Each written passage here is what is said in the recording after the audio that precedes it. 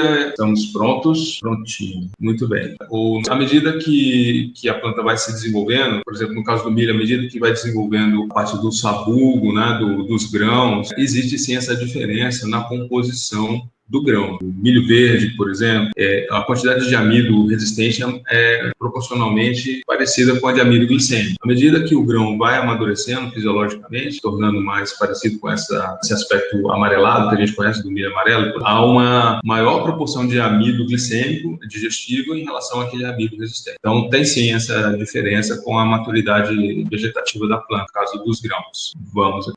Então, o polissacarídeo amiláceo, né, os amidos, eles são compostos de amilose e amilopectina.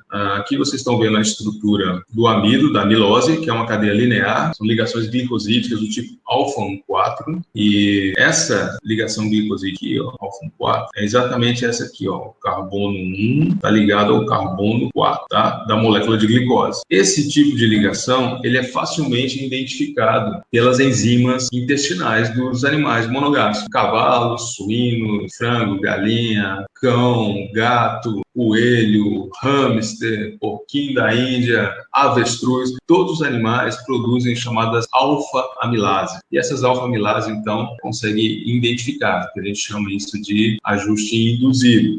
A natureza química da molécula e a sua configuração espacial. Então, tem essa estereoespecificidade muito ativa que consegue, então, catalisar a hidrólise dessa ligação. Por isso, o amido glicêmico ele é de alta digestibilidade, porque as enzimas estão adaptadas, muito bem ajustadas para fazer esse tipo de hidrólise. Da mesma forma, a gente tem aqui a amilopectina, que é uma estrutura ramificada. Então, ela tem a ligação alfa-1,4, que entre as moléculas de amido, que é a mesma estrutura da cadeia linear da amilose, mas ela tem uma ramificação alfa-1,6. Isso dá essa característica, ramificação de polímero de agregação, ou seja, compactação da molécula. Cabe mais unidades de glicose no menor espaço. É uma estratégia biológica comum, tanto do amido, que é o carboidrato de reserva energética vegetal, quanto no glicogênio, que é o carboidrato de reserva energética dos animais, o glicogênio hepático e o glicogênio muscular. Então, essa mesma característica, ligações glicosídicas do tipo alfa-1,4,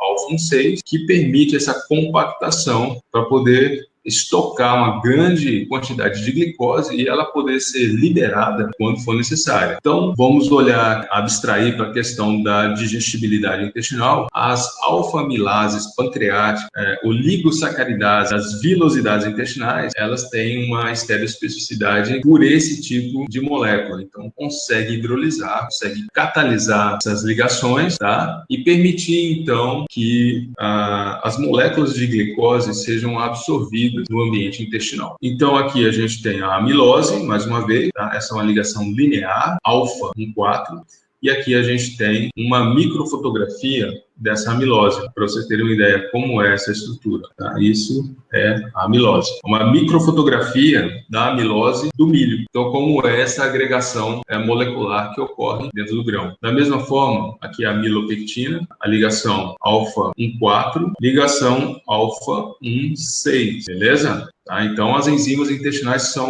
têm uma alta afinidade, são muito eficientes em hidrolisar esse tipo de substrato, no caso a amilose e a amilopectina. Por isso, quando o amido glicêmico é considerado num alimento, é porque tem uma alta quantidade de glicoses polimerizadas com esse tipo de ligação química, nessa configuração espacial. Então, por isso eu mostrei na figura anterior para vocês lá, o amido glicêmico seria aquela parte farinácea do miolinho do grão. A figura microfotografia da amilopectina, para vocês terem uma ideia como é essa estrutura molecular dentro do grão do milho. Tá vendo que ela já é mais compacta, né? Parece ser um pouquinho maior, grânulos de amido são um pouquinho maiores. É aquela ramificação, aquela compactação, que chama de polimerização de glicose com aquele tipo de ligação glicosídea. Reduzindo a estrutura molecular, temos aqui os oligosacarídeos. Então, a destrina, no processo de digestão, ela é uma derivação da hidrólise da amilopectina e da amilose. Então, vão gerando as destrinas, que é uma cadeia linear 4, ou seja, as destrinas se referem a uma redução do tamanho da molécula. A digestão basicamente é isso, é uma desestruturação molecular, vai reduzindo as moléculas complexas até as suas unidades mais simples para promover a absorção da glicose, aqui no caso. E aqui a gente está vendo, olha, a maltose. A maltose já é um disacarídeo. Olha, a ligação alfa-1,4 aqui, ó, entre as duas moléculas, tá, de glicose. E aqui a destrina ramificada, tá, com a ligação alfa-1,4, alfa-1,6, né? Alfa-1,6, alfa-1,4. Beleza?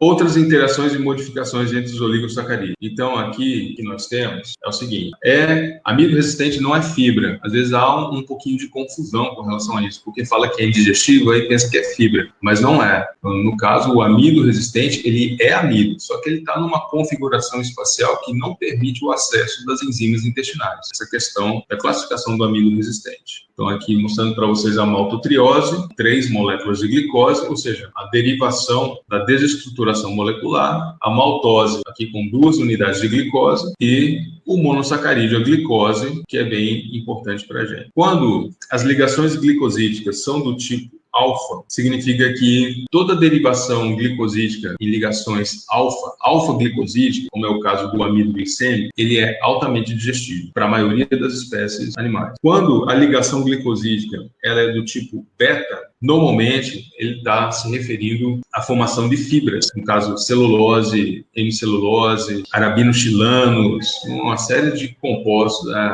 beta-glucanos, tá? Então eles são componentes da fibra. E, então isso é muito importante você lembrar. Tá? Quando a estrutura glicosídica é do tipo alfa, ela tem alta digestibilidade, na maioria das vezes. Quando a ligação é beta-glicosídica, ela é indigestível. As enzimas intestinais não conseguem hidrolisar, catalisar a quebra dessas ligações. Então, é a característica das fibras, dos carboidratos fibrosos. Esse discernimento de saber por que o alimento ele tem uma fração de carboidratos mais digestível, ele é mais energético.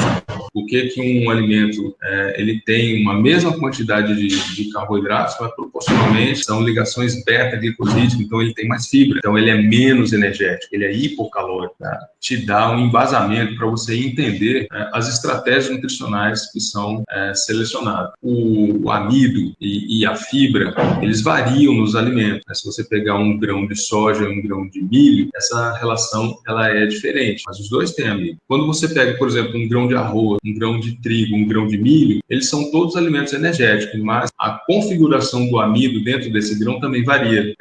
Obviamente, tanto o milho, quanto o trigo, quanto o arroz, eles são alimentos considerados energéticos, amiláceos, glicêmicos, mas a proporção de amido resistente varia nesses grãos. Então, você vai lembrar do seguinte: existem modificações que podem ser feitas com relação a essa estrutura do amido para que ele se torne mais digestível. Ou então, existem outras intervenções que são feitas na indústria de alimentos para gerar uma maior quantidade de amido resistente. Vamos dizer assim, estratégias tecnológicas, né, dentro da indústria de alimentos para poder trabalhar melhor os chamados coprodutos, né, aqueles derivados dos grãos, proporcionando diferentes ingredientes para serem utilizados com objetivos bem específicos, que são de cereais e tubérculos. Os grânulos de amido com função nutritiva e tecnológica em produtos industrializados. Lembrar, por exemplo, que no caso do grão do milho, existem vários tipos diferentes de ingredientes que podem ser derivados. Você tem o amido purificado, fazer uma referência comercial aqui sem querer fazer merchandising, né? É a famosa maisena. Você tem, por exemplo, o germe do milho, o glúten do milho, que já tem uma finalidade mais proteica, você está extraindo a fração proteica desse grão. Você tem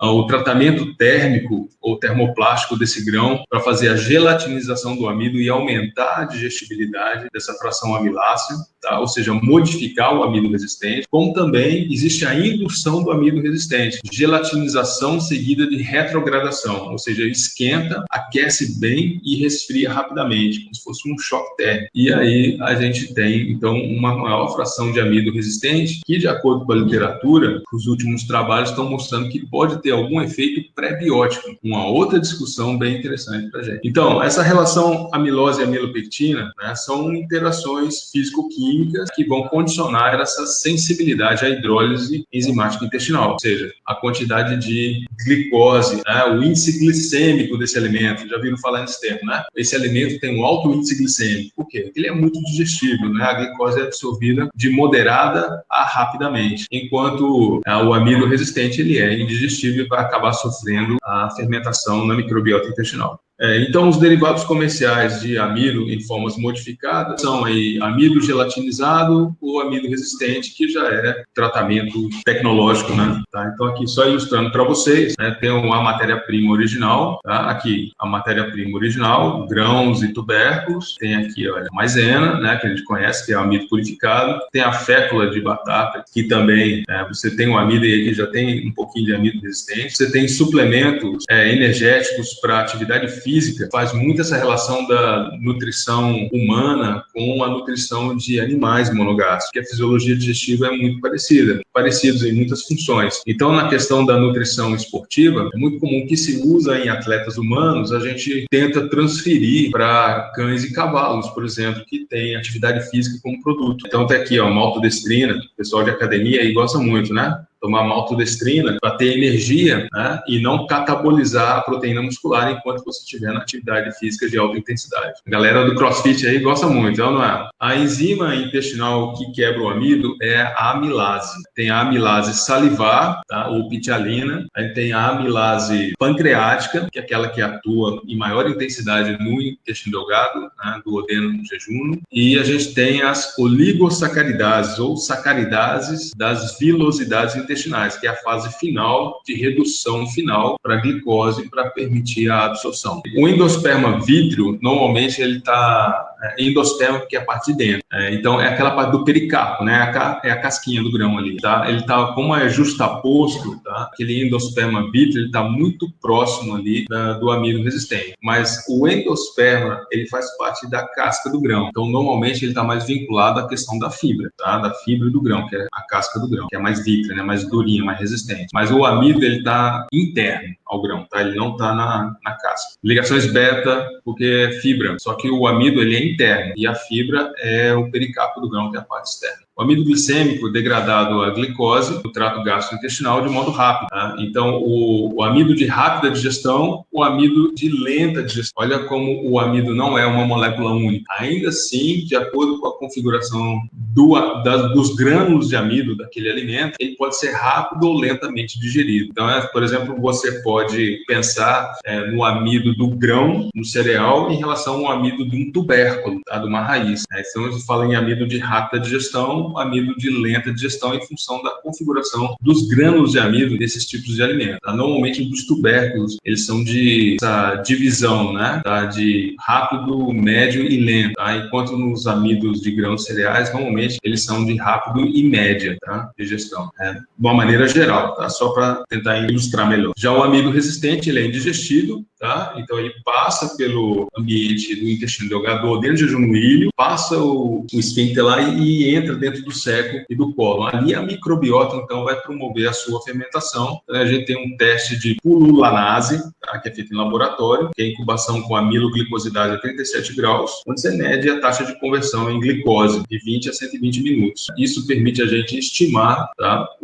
A quantidade de amido resistente que tem naquele alimento. É um teste de laboratório. Bom, pronto, a digestão do amido está aqui. Então, o que acontece? O amido, amilose e amilopectina, que vem do alimento, vai sofrer ação aqui alfa-amilase, pancreática, lá no intestino delgado, começa na boca, tá? Com a amilase salivar. Acontece que a digestão ali é muito pequena, porque quando passa deglutição, entra pelo esôfago, e quando chega no estômago, a enzima é desnaturada, porque ela é proteica. Então, a acidez do estômago, o ácido clorídrico, junto com a pepsina, vão desnaturar a enzima e ela perde atividade. Então, essa capacidade de atuação da amilase salivar, ela é pequena. Quando passa para o duodeno, intestino delgado, tem a neutralização da acidez, e aí as enzimas pancreáticas é que vão realmente fazer um papel primordial nessa digestão. Então, no caso, a alfa-amilase pancreática, ela é responsável por essa hidrólise em grande volume, em grande parte, tá, do amido, gerando maltose, maltotriose e as destrinas, as alfa-destrinas. Elas vão sofrer a ação, então, dessas alfa-1,4-glicoamilase, tá, que é uma endoenzima, e alfa-1,6-glicoamilase, que é uma exoenzima, ou seja, endo porque atua na parte de dentro, tá, na parte interna, tá, do polissacarídeo, no caso aqui dos oligosacarídeos. E exo porque a enzima atua nas extremidades, partes terminais, tá, desses oligosacarídeos. Então, aqui, eles vão sofrer uma degradação, hidrólise novamente, e vão gerar, então, a glicose. Pode ser que não seja completo esse processo. A ação da alfa-destrinase, né, duas enzimas que compõem esse grupo, não faça toda a digestão, todo o substrato que está ali presente. Então, essa alfa-maltase epitelial, ela finaliza o processo. Ela vai terminar essa digestão, liberando, então, glicose para a absorção. Basicamente, é isso que acontece dentro do intestino delgado.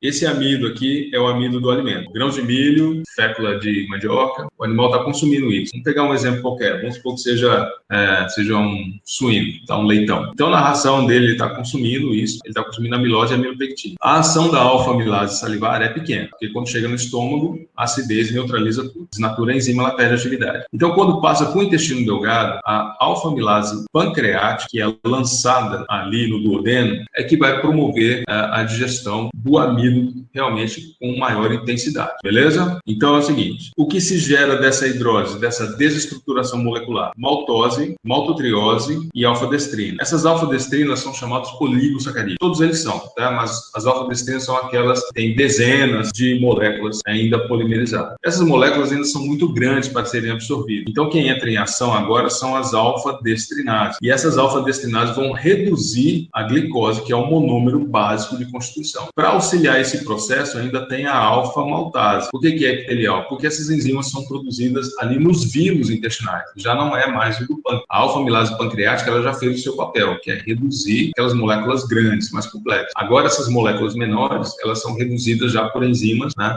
dos vilos intestinais, tá certo? Beleza? Bom, quando chega então no processo de absorção, tá, enterócito é cada célula que compõe, né, uma microvilosidade intestinal. Por que o epitélio, a mucosa intestinal tem vilos e microvilos? Para aumentar a superfície de contato, para aumentar a eficiência de absorção de nutrientes. Então, nos enterócitos, que são as células que recobrem os vilos e microvilos, né, no caso, tem o processo de absorção de glicose, cujo principal efeito, principal mediador é o transporte ativo. Esse transporte ativo, tá, é conhecido como bomba sódio-potássio ATPase com um carreador de membrana. Ou seja, lá na membrana da célula do enterócito tem uma proteína que é um carreador de glicose, tá? Existem vários tipos de carreadores, tem GLUT1, GLUT2, GLUT3, GLUT4, GLUT5, tem até GLUT12. E elas são específicas para monossacarídeos, tá? Tem alta afinidade pela glicose, alta afinidade pela frutose, alta afinidade para galactose. Então elas são específicas para monossacarídeos. Só que para poder absorver tem que ser contra um gradiente, porque à medida que vai absorvendo vai saturando, né, o citoplasma do enterócito. Então, para continuar absorvendo, que o animal precisa dessa glicose, né, o organismo, essa bomba sódio-potássio ATPase entra em ação. Tá? Então, é um gasto energético,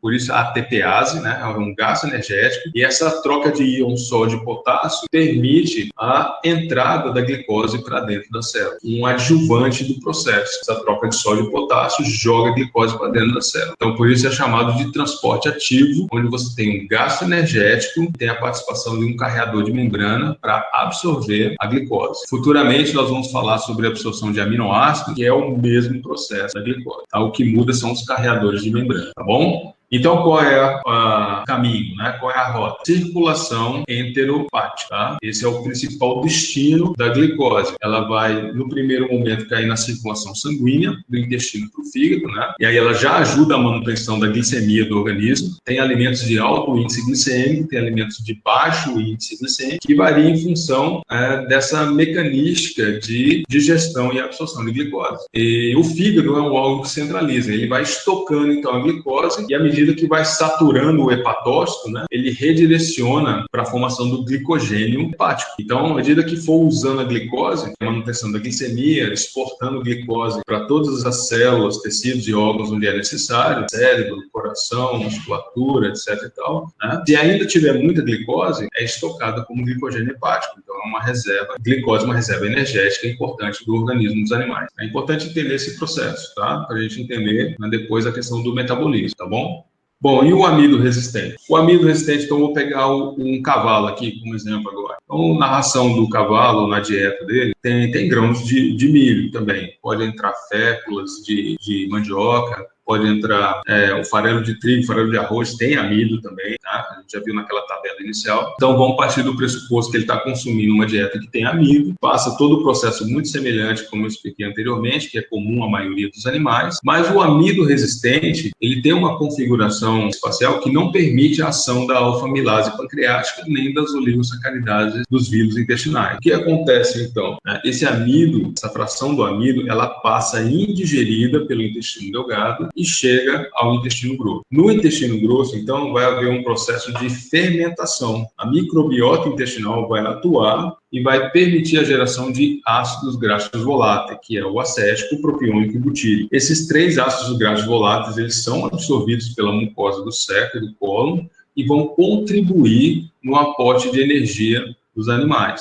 Quanto maior for a simbiose microbiana no intestino grosso, mais vantagem o animal tira desse processo fermentativo. É maior a possibilidade de você trabalhar com alimentos que tenham um maior aporte de amido resistente, ou se você está querendo, como objetivo, realmente ter aquele efeito pré-biótico que a literatura ultimamente tem citado sobre o amido resistente. Mas hoje eu só quero dar esse enfoque na questão do amido resistente que passa indigerido no intestino delgado e chega no intestino grosso para sofrer a fermentação, como se fosse, analogamente a fibra, certo? Mas não é fibra, certo? Aqui nós estamos falando de amido resistente. Tranquilo? Bom, então para fechar aqui o amido resistente, eu vou ilustrar rapidamente quais são os tipos de amido resistente que a gente tem. A gente tem o tipo 1, AR1, que ele é fisicamente inacessível pela configuração espacial do grânulo do amido, tá? Na matriz do alimento, paredes celulares, eventualmente. Então, os grãos cereais têm amilopectina em polimorfos cristalinos curtos e compactos, tá? É o AR1 tipo A. Ainda tem subdivisões. Então, vocês veem que realmente o amido não é uma molécula homogênea, né? É bem heterogênea. E a gente tem nos tubérculos e algumas frutas a amilopectina em polimorfos cristalinos longos e dispersos. Enquanto em legumes e sementes, a gente tem um polimorfo intermediário, que é a combinação da relação entre os dois anteriores. Então, esse é o amido resistente tipo 1, ou seja, intrínseco ao alimento, é natural do alimento, ele produz realmente esse tipo de configuração do amido dentro do grão ou do tubérculo.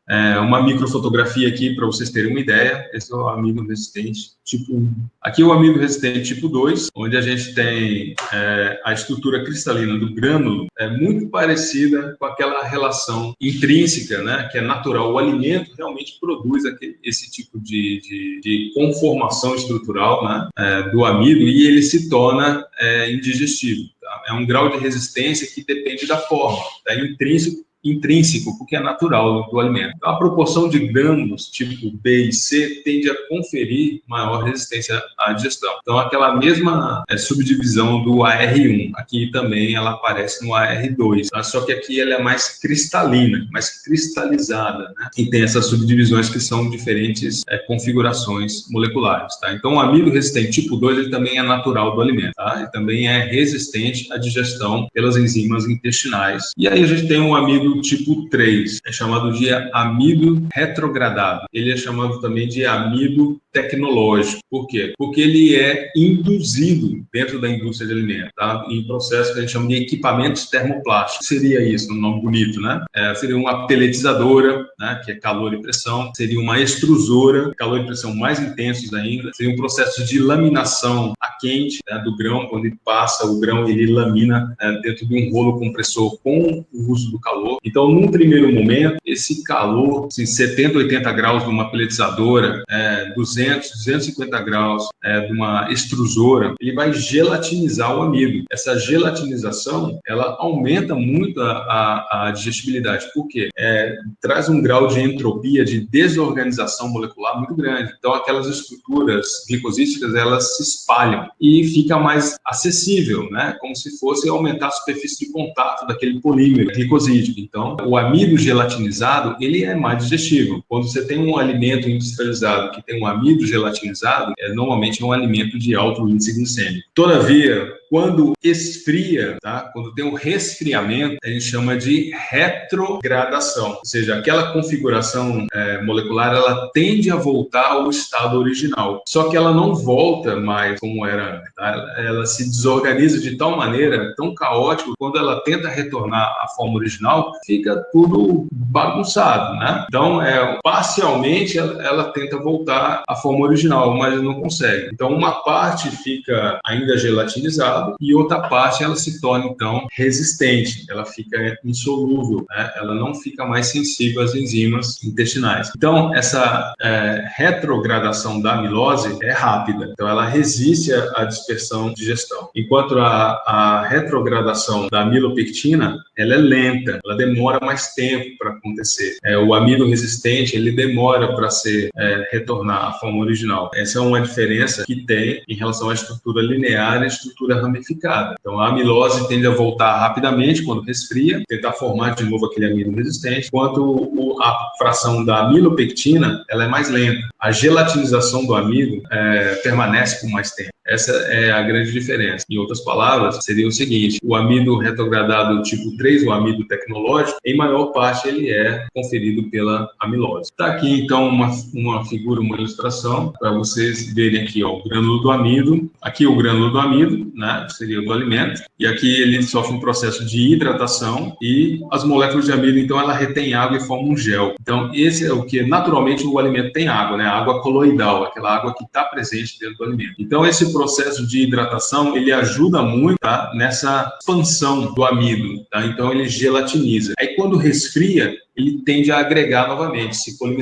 polimerizar novamente. Uma parte consegue rapidamente, que é a amilose, então ela volta a ser amido resistente, mas outra parte não, que é a amilopectina, ela permanece como amido gelatinizado por mais tempo. Então, por isso que se fala que o amido gelatinizado, ele é mais digestível, né? Tem um índice glicêmico mais alto, né? Mas a técnica de gelatinização e retrogradação tende a formar amido resistente. Então, também tem essa outra estratégia, né, de acordo com o tipo de equipamento lá na indústria de alimentos, que vai tentar fazer uma maior quantidade de amido e extrair isso para um tipo de um suplemento, ou deixar na matéria-prima alimentar. Depende muito do fabricante aí, no caso. Então, aqui são umas microfotografias de amido resistente, tá? Mostrando para vocês aí o tipo 1, o tipo 2 e aqui embaixo o tipo 3, tá? Que é esse processo de gelatinização e retrogradação, beleza?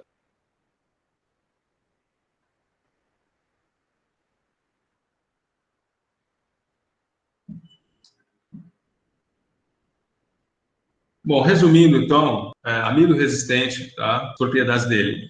Pense no milho verde, né? Milho cozido, que é um hábito alimentar muito comum. Todo mundo já comeu um milho verde, né? Tá entrando uma aula, tá saindo uma aula, né? Se eu comer um milho verde aqui, né? Tem energia. Só que esse milho verde, naturalmente, ele tem amido resistente. E quando ele é cozido, essa cocção, que é o calor úmido, vai induzir a gelatinização. Ele aumenta a digestibilidade. Mas aí quando ele resfria, ele tende a formar o amido resistente, certo? Então isso depende muito do tempo, depende da condição desse resfriamento. Se é no ambiente natural, a formação a retrogradação, ela é baixa. Mas se você pega esse milho verde, por exemplo, e coloca num refrigerador, né, ou num congelador, a retrogradação ela já é mais rápida, mais intensa, e a formação do amido resistente também. Da mesma forma, a banana verde tem o tipo 1 e o tipo 2 que são naturais. Tem muitos produtos que são à base de biomassa de banana. Não sei se vocês sabem, né? Biomassa de banana pega muita casca casca da banana, né? A lâmina, tá aí o slide, né, com as características gerais, tá, do amido resistente, para vocês entenderem essa diferença entre o amido glicêmico, que é aquele de alta digestibilidade, que vai conduzir a glicemia do animal, vai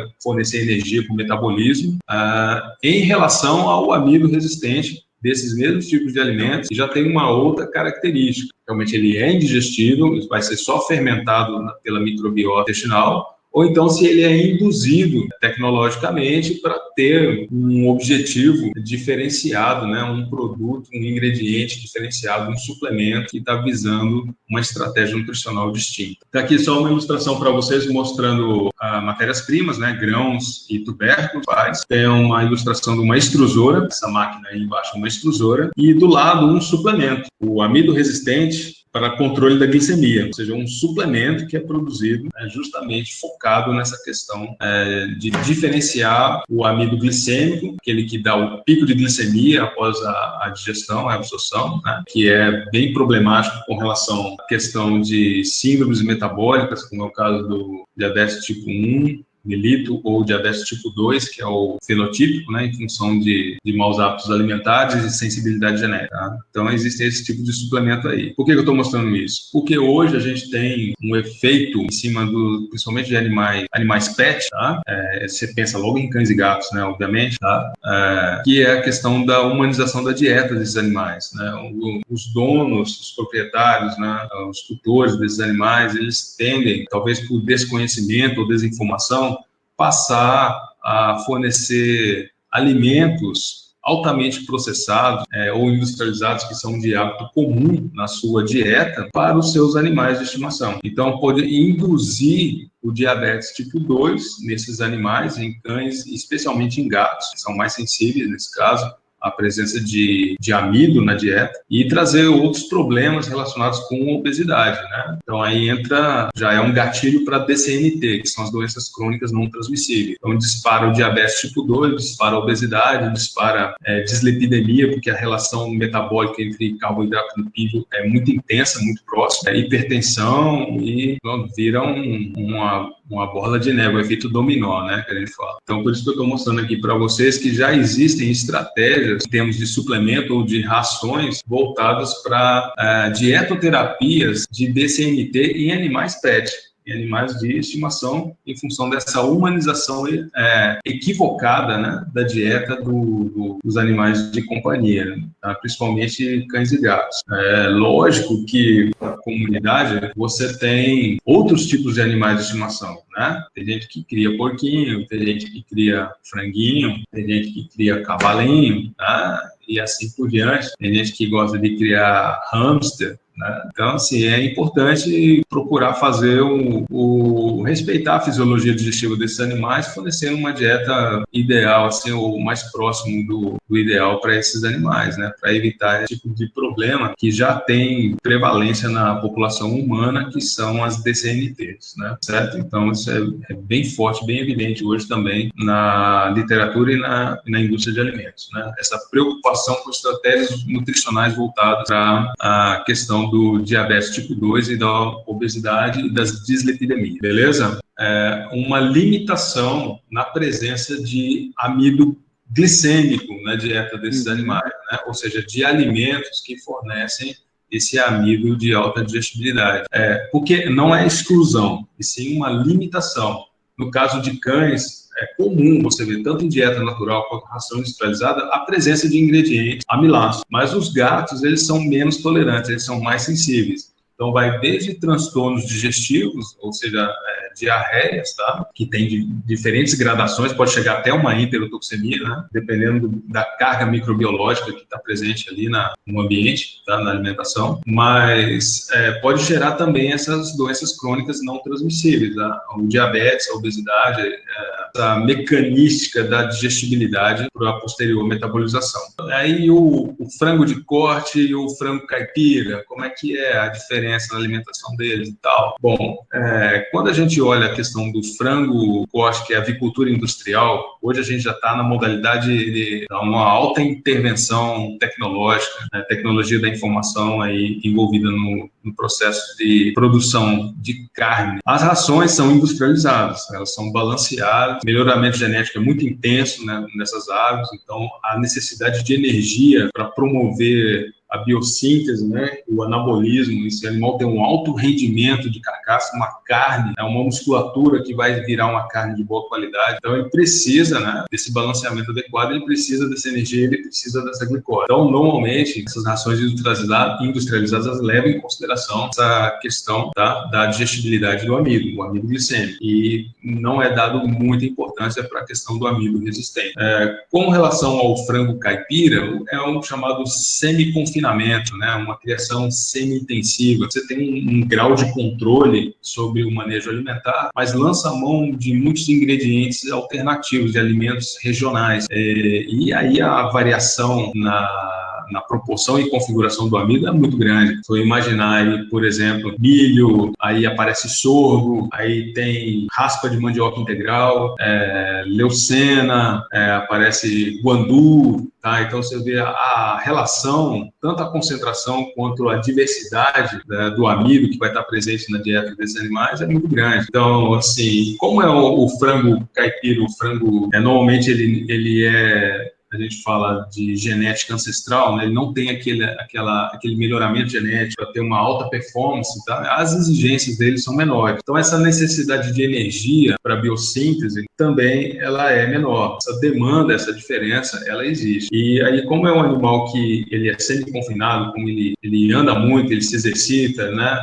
Tem a questão do conforto, do bem-estar. É um animal que livre para expressar o seu comportamento. Então, pequenos voos, ele empolera, corre para lá, corre para cá, cisca, etc. e tal. A demanda para a biossíntese muscular dele é diferente do frango industrial que está sendo criado, confinado num ambiente climatizado, todo controlado. Então, essas diferenças nas exigências e no tipo de alimentação, elas ficam bem evidentes. Então, qual é o seu bom senso, né? De acordo com o sistema de produção animal, no caso, o exemplo aqui do frango industrial, o frango caipira, você vai fazer a devida adequação, né, do aporte de glicose mediante o uso de alimentos amilados. Ou seja, não é de bom tom que você fala assim, tá certo ou tá errado. Procurar a melhor solução, né, dentro daquelas possibilidades, né? No ambiente tecnológico, você vai tomar algumas decisões, gerenciar alguns aspectos, né, são de questões mais voltados para o custo-benefício, tá?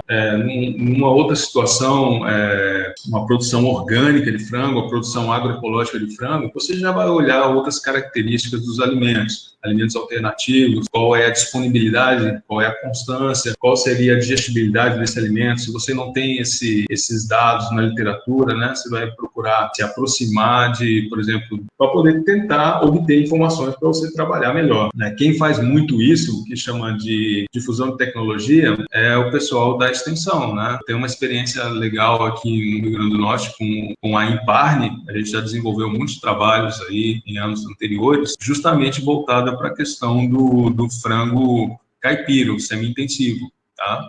Explorando exatamente esse fenótipo regional, né, interação genética ambiente, tá, do Rio Grande do Norte. A cobrança por performance, por desempenho, para ter lucratividade, então são cenários bem distintos, onde você tem que ter, quando trabalha na nutrição, ter esse discernimento. Assim como eu falei anteriormente para vocês, olha as diferentes situações, como é bem interessante, né?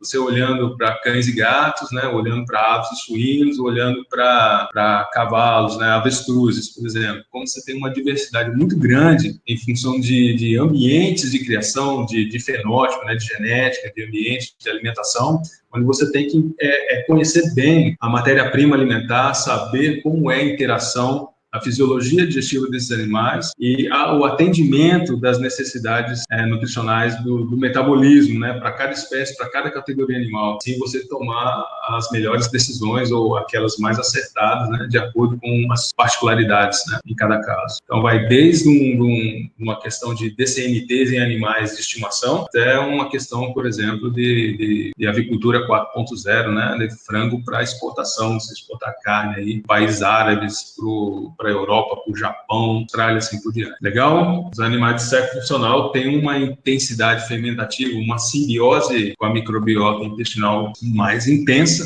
né, como é o caso dos equinos, dos cavalos, por exemplo, é o caso dos coelhos, capivaras, cutias, avestruz, emas, são todos animais monogástricos de século funcional. Em função dessa característica, eles aproveitam melhor o amido resistente, aquela fermentação intestinal, gerando os ácidos graxos voláteis, acético propiônico butírico, que são absorvidos e metabolizados como fonte de energia.